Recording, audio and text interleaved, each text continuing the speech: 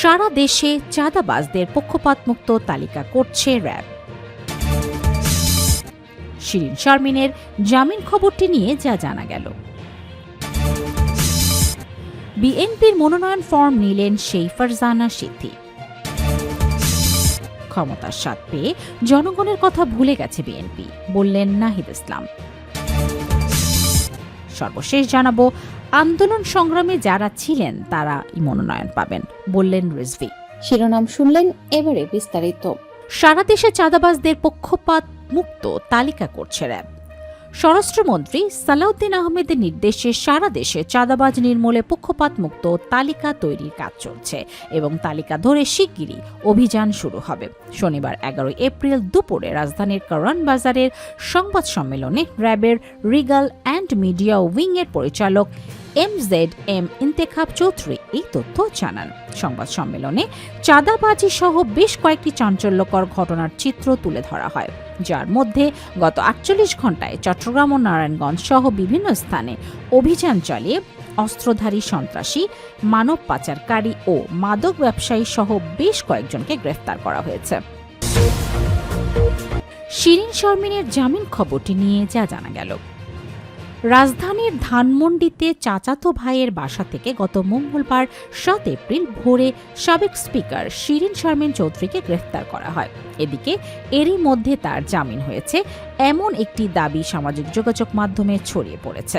Rumour scanner টিমের অনুসন্ধানে জানা গেছে সাবেক স্পিকার শিরিন শারমিন চৌধুরী জামিন পাননি, বরং তার রিমান্ড ও জামিনের আবেদন খারিজ করে ঢাকার একটি আদালত তাকে কারাগারে পাঠানোর নির্দেশ দিয়েছেন। এ বিষয়ে অনুসন্ধানে দেশের প্রথম সারির সংবাদ মাধ্যম কিংবা নির্ভরযোগ্য কোনো সূত্রে শিরিন শারমিন চৌধুরীর জামিনের বিষয়ে কোনো তথ্য পাওয়া যায়নি। বিএনপির মনোনয়ন ফর্ম নিলেন সেই ফারজানা সিথি। ত্রয়োদশ জাতীয় সংসদের সংরক্ষিত নারী আসনে বিএনপির মনোনয়ন ফর্ম সংগ্রহ করেছেন জুলাই আন্দোলনের সময় আলোচিত ফারজানা সিথি।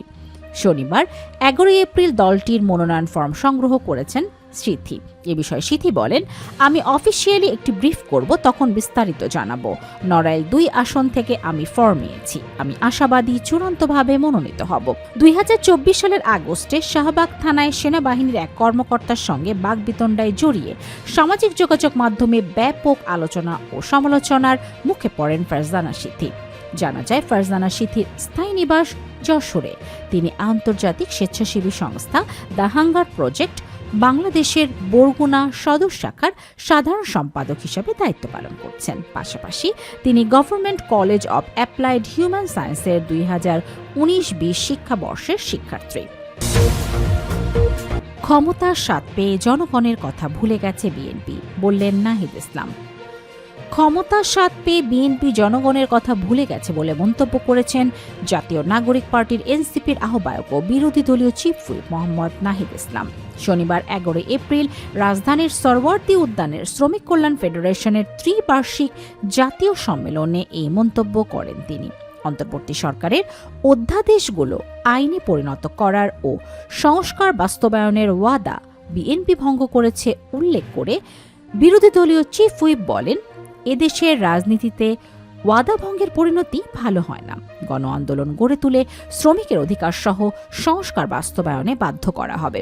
নাহিদ ইসলাম বলেন, এদেশের ইতিহাসে আমরা বারবার দেখেছি শ্রমিকেরা রক্ত দিয়েছে, জীবন দিয়েছে।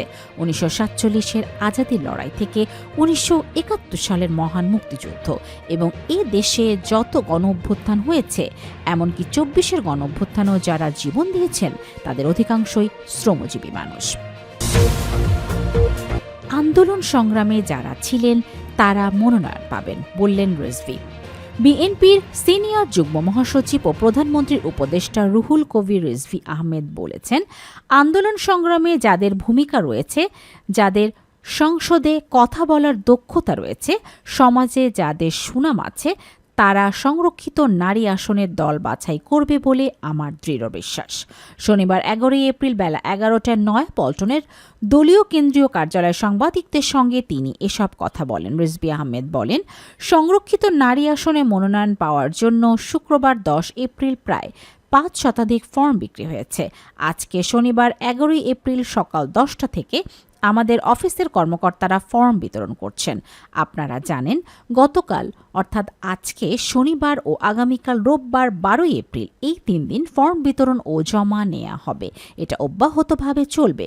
গতকালও অনেকে জমা দিয়ে গেছেন। দলের সিনিয়র নেতাদের সমন্বয়ে যে বোর্ড আছে যেখানে আবেদনটি যাবে, কী পদ্ধতিতে এই প্রক্রিয়াটি সম্পন্ন হবে সেটি আজকালের মধ্যেই জানা যাবে। আমরা আবার আপনাদের তা জানিয়ে দেব।